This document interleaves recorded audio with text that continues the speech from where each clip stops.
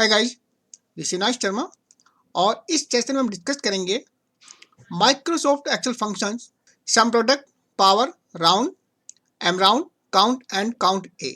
और अब चेक करते हैं ये फंक्शन करते क्या है। सम प्रोडक्ट आपका ये रिटर्न करता है सम ऑफ प्रोडक्ट ऑफ वैल्यू और एरे, यानी कि वैल्यू का मतलब यहाँ पर आप रेंज डिफाइन कर सकते हैं और या आप एक एरे को डिफाइन कर सकते हैं।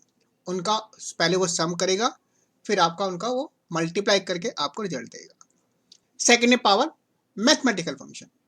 ये आपके किसी भी गिवन नंबर के उसकी पावर को कैलकुलेट करता है। राउंड के अंदर आप किसी भी डेसिमल पार्ट को एक स्पेसिफाइड नंबर तक उसको आप डिफाइन कर सकते हैं। M round returns a number rounded to the desired multiple, यानी कि आप अकॉर्डिंग टू योर रिक्वायरमेंट उसको आप डेसिमल पार्ट को आप राउंड कर सकते हैं। देन काउंट के अंदर आप अगर आप काउंट फंक्शन यूज करते हैं तो ये बेसिकली सेल्स को काउंट करता है जिसके अंदर नंबर्स होते हैं। और एक और होता है काउंट ए। काउंट और काउंट ए में डिफरेंस ये होता है, अगर काउंट ए यूज करते हैं तो उस केस में आपका अगर सेल एम्प्टी है और डेटा आपका कोई डेट टाइम है या एरर है तो उसको भी काउंट करता है। लेकिन काउंट के केस में केवल वही सेल्स जिसके अंदर आपका नंबर है यानी कि वैल्यू, उन्हीं को काउंट करता है। सबसे पहले देखते हैं आपका सम प्रोडक्ट।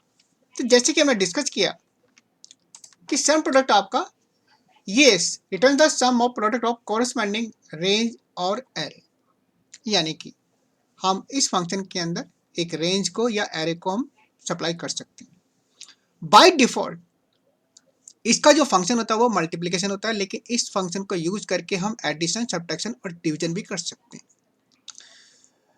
इसके अंदर जो हम एरे डिफाइन करते हैं, एरे के अंदर हम मल्टीपल रेंज दे सकते हैं। इसको चेक करते हैं। जैसे कि यहाँ पर हमारा ये डेटा है, आइटम है, mouse, pad, keyboard, CPU, then price per item and quantity. So यहाँ पर हमें सेल्स अमाउंट निकालना है, यानी कि इस आइटम का माउस का आपका टोटल सेल अमाउंट कितना है, देन पैड का कितना है और आपका फिर इसका टोटल सेल। सो यहाँ पर एक फार्मूला टाइप करते हैं, C2 मल्टीप्लाई बाई B2, तो हमारा आपका रिजल्ट है 800, इसका मल्टीप्लाई दोनों का। इसी तरह से आपका 300 4 से मल्टीप्लाई, इसको हम रिजल्ट को फार्मूला को कॉपी करते हैं तो आप देख सकते हैं हर रो के अंदर यानी कि B2 C2 B3 C3 corresponding आपकी मल्टीप्लिकेशन यहाँ पर अप्लाई हो गई है। और अगर हम यहाँ पर चाहें तो इनका टोटल निकाल सकते हैं, ऑल्टर। तो यहाँ पर हमारा जो आपका टोटल है इस वाले आपका सेल्स, टोटल सेल्स का आपका यही फंक्शनलिटी हम आपका सम प्रोडक्ट से अचीव कर सकते हैं। Some product then B2 C2। अगर सपोज मैं ये पैरामीटर पास करता हूं तो आप देख सकते हैं यहाँ पर आपका B2 C2 यानी 200 + 4 यानी कि 204, ये आपका एडिशन हो गया। जैसे कि अभी हमने डिस्कस किया कि आपका some product addition, subtraction, multiplication भी कर सकता है। सो इस केस में हमें क्या करना है, B2 देन अगर सपोज हम B2 और C2 में कॉमा लगा देते हैं देन रिजल्ट क्या होता है, तो रिजल्ट आपका मल्टीप्लाई, यानी कि B2 से C2 आपका मल्टीप्लाई हो गया। इसी तरह से जैसे कि आपका डेफिनेशन बताया कि आप रेंज और एरे डिफाइन कर सकते हैं। सो हम यहाँ पर एरे डिफाइन करेंगे, यानी कि आपका फर्स्ट एरे के अंदर first element, second element, third element, fourth element और फिफ्थ एलिमेंट, और सेकंड एरे के अंदर आपका क्वांटिटी, फर्स्ट एलिमेंट होगा। सो आपका फर्स्ट से फर्स्ट को मल्टीप्लाई करेगा, सेकंड से सेकंड को और थर्ड को थर्ड को, जैसे कि हमने अभी इस वाली कैलकुलेशन में किया। सो इसको चेंज करते हैं। सपोज हम B देन कॉमा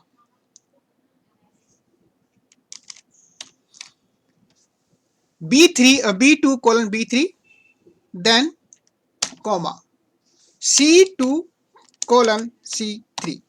इसको चेक करते हैं, रिजल्ट क्या होता है हमारा, रिजल्ट हो गया 2000। यानी कि हमने जो रेंज डिफाइन की, जो हमने एरे डिफाइन किया, उसके अंदर दो एलिमेंट लिए। एक एरे के अंदर आपका ये एलिमेंट बी से और दूसरे एरे के अंदर आपका सी कॉलम से। सो उस केस में आपका C2 और B2 का मल्टीप्लीकेशन, देन B3 और C3 का मल्टीप्लीकेशन, फिर उसका सम, यानी कि आपका 800 प्लस 1200 दैट इज द 2000। अब हम इसको चेंज करते हैं B2 से लेकर B6, देन सो आप देख सकते हैं यहाँ पर जो काम हमने इस कैलकुलेशन से किया था, पहले हमने इसको मल्टीप्लाई किया, फिर इसका सम किया, आपका सम प्रोडक्ट उसको एक ही फंक्शन में इसको कैलकुलेट कर रहा है। अब सपोज अगर मैं फंक्शन में कुछ चेंज करता हूं, तो आप देख सकते हैं यहाँ पर एरर आ गया। उसका रीजन ये कि मैंने यहाँ पर C7 डिफाइन किया हुआ है, जबकि आपका फर्स्ट एरे के अंदर आपका 5 एलिमेंट है, यानी कि 1 2 3 4 5, और आपका सेकेंड एरे के अंदर आपका 6 एलिमेंट हो गए, यानी कि C7 ले लिया और उसके कॉरेस्पॉन्डिंग फर्स्ट एरे में कोई वैल्यू नहीं है, इसलिए यहाँ पर एरर आ गया। और नेक्स्ट फंक्शन चेक करते हैं, power function. Power function it is a number raise to a given power, यानी कि जो आप पावर देंगे किसी नंबर को, वो उसका आपका रिजल्ट आपको शो करेगा। जैसे कि आपका यहाँ पर 2 है, 4 है, 8 है। यहाँ पर एक फंक्शन टाइप करते हैं पावर, देन B12 एंड से 3, यानी कि B12 में जो वैल्यू है उसकी पावर 3, सो इससे रिजल्ट 8, यानी कि 2 की पावर 3 8। नाउ 4 की पावर 3, फार्मूला कॉपी करते हैं, सो आपकी 4 की पावर 64 एंड 8 की पावर 3, देन 512। और अब चेक करते हैं round function. Round function it rounds A number two a specified number of digits. जैसे कि यहाँ पर हमारे पास 3 नंबर्स हैं, 2.7886, 3.806, 5.2329। सपोज इन नंबर को मुझे राउंड करना है up to 2 digits, so round, then B18 and comma up to 2 digits.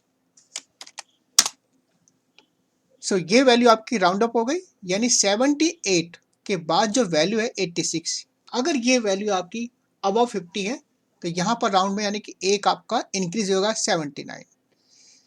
Formula copy करते हैं, यहाँ पर 3.806, यानी कि आपका जो 6 है ये भी आपका 50 से ज़्यादा है तो आपकी 81 हो गई। लेकिन थर्ड नंबर के अंदर 2329, ये 50 से कम है तो यहाँ पर आपकी वैल्यू इंक्रीज नहीं होगी, आपकी सेम रहेगी 5.23 अप टू 2 डिजिट। और अब चेक करते हैं M round. M round function क्या करता है आपका, it round to the desire multiple and M round will round a number up और डाउन। तो क्या मतलब है, यानी कि हम एक नंबर सप्लाई करेंगे और उसका मल्टीपल जो भी नियरेस्ट होगा, जैसे कि 10 है, वो आपका एज ए रिजल्ट डिस्प्ले होगा। सपोज जैसे हम 3 का मल्टीपल 10 के साथ 3 का मल्टीपल, तो 3 का मल्टीपल हो गया 9, सो 9 आपकी नियरेस्ट वैल्यू है जो कि 10 का रिजल्ट होगा। इसी तरह से आपका 5, अगर 5 का मल्टीपल हम 2 देखें तो आपका 4 नियरेस्ट वैल्यू होगी। चेक करते हैं,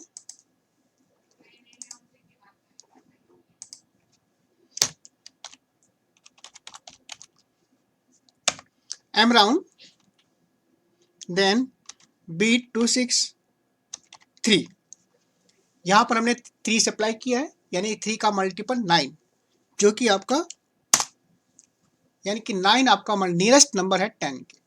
सपोज हम चेंज करते हैं वैल्यू से, इसको हम 4 कर देते हैं, तो जैसे कि आप देख सकते हैं यहाँ पर अप एंड डाउन, यानी कि आपका जो 10 के नियरेस्ट है 4 का मल्टीपल 12 होगा। अगर सपोज इसको हम 2 करते हैं तो आपका 2 का मल्टीपल 10, यानी कि आपके नियरेस्ट या इसका इक्वल हो गया। अगर सपोज हम इसको 5 करते हैं, देन अगेन 10, क्योंकि 5 फार्मूला कॉपी करते हैं तो आपका 5 के लिए, जैसे कि हमने यहाँ पर मल्टीपल दे रखा 5, इसको हम चेंज कर देते हैं से 2। तो अब देख सकते हैं आपका 2 का मल्टीपल 6, जो कि आपका अप हुआ है, आपका नियरेस्ट है 5 के। इस तरह से आपका 20 के आपके अंदर 5 है, इसको भी हम से 2, तो आपका इंटू आ गया। लेकिन नेक्स्ट में यहाँ पर वैल्यू आपकी माइनस है और यहाँ पर हम मल्टीपल 5 का निकाल रहे हैं, जो कि आपका साइन मैच नहीं करता, इसलिए यहाँ पर ये एरर आ गया। और अब चेक करते हैं count and count A. Count function के अंदर केवल वो वैल्यू काउंट की जाती हैं जो आपका नॉन एम्प्टी होती है और नंबर्स होती है। काउंट ए के अंदर वो वैल्यू जो नंबर्स होती हैं और जिनके अंदर आपका एम्प्टी टेक्स्ट होता है, यानी कि आपका कोट्स होता है या आपका टेक्स्ट होता है, वो भी काउंट होती हैं। लेकिन एम्प्टी वैल्यू, एम्प्टी सेल दोनों फंक्शन में काउंट नहीं होती है। चेक करते हैं, जैसे कि आप देखते हैं यहाँ पर हमारा 36 यानी कि 43, इसके बाद आपका एक वैल्यू ब्लैंक है, 54 है, 21 है, देन आपका कोट्स है 43 और आपका एक अल्फाबेट है ABC। तो टोटल हमारी आपकी 10 वैल्यू है। काउंट चेक करते हैं,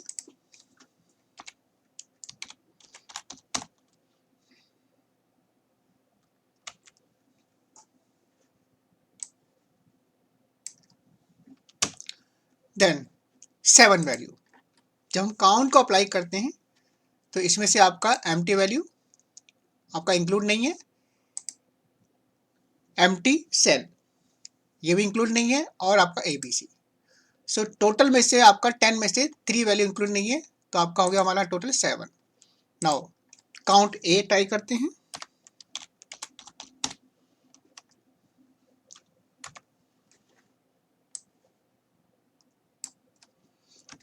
then total number of row 9, because आपका जो टोटल आपका जो एम्प्टी सेल है वो आपका दोनों फंक्शन में काउंट नहीं होता है।